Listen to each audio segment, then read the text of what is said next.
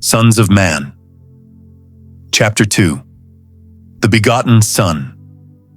And the Creator said within himself, I will bring forth my likeness, a reflection of my glory in form and breadth.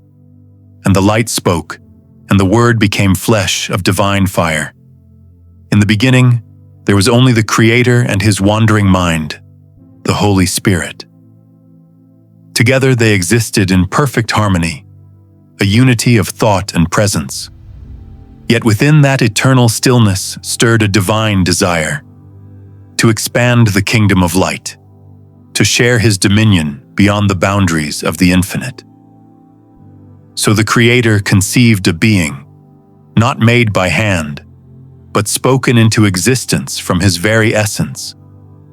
From the blaze of his own glory, he duplicated himself into a form capable of creation on a smaller scale. From the unending brilliance of his spirit came forth the begotten Son, not fashioned from dust or flame, but drawn out of the Creator's own being. A being of flesh and yet not flesh, clothed in light, yet bearing the form of a man. Thus was born the Son, the first expression of the invisible made visible, the reflection of eternity in human likeness.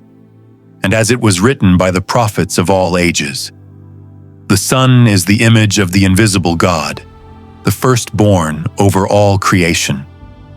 For in him all things were created, things in heaven and on earth, visible and invisible, whether thrones or powers or rulers or authorities. All things have been created through him and for him. He is before all things, and in him all things hold together. He is the head of the body, the church, the beginning and the firstborn from among the dead, so that in everything he might have the supremacy. For God was pleased to have all his fullness dwell in him, and through him to reconcile all things to himself, whether in heaven or on earth, by making peace through his blood shed upon the cross. The design of the begotten Son mirrored the Father, yet bore the distinction of form, a vessel of divine function.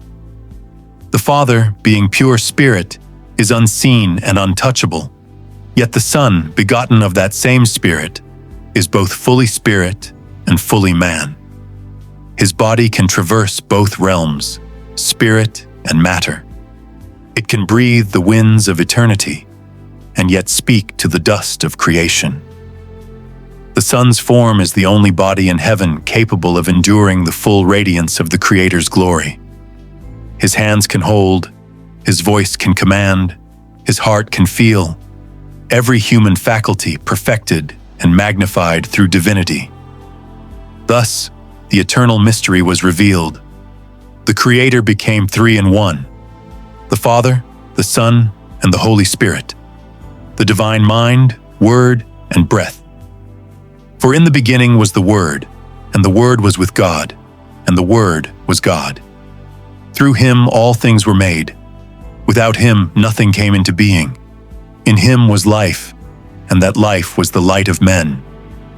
Spirits can only birth spirits, but the Creator transcended this law.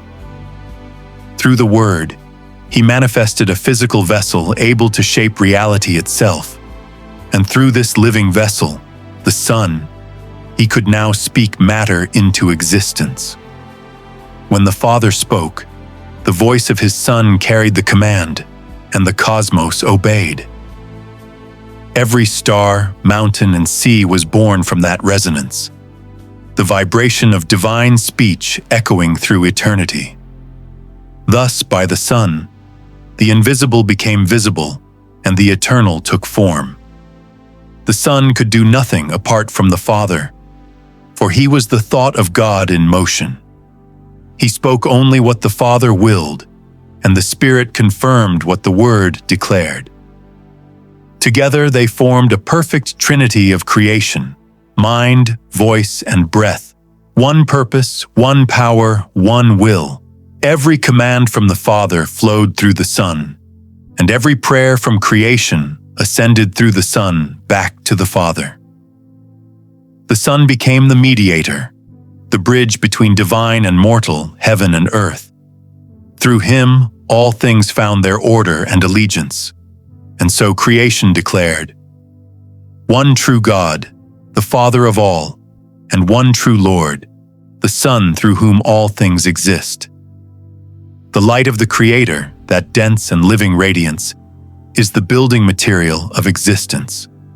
Everything in heaven and earth is woven from it. The density of creation depends on how much of that light it contains. For angels are beings of high-density light, while matter is condensed glory made solid.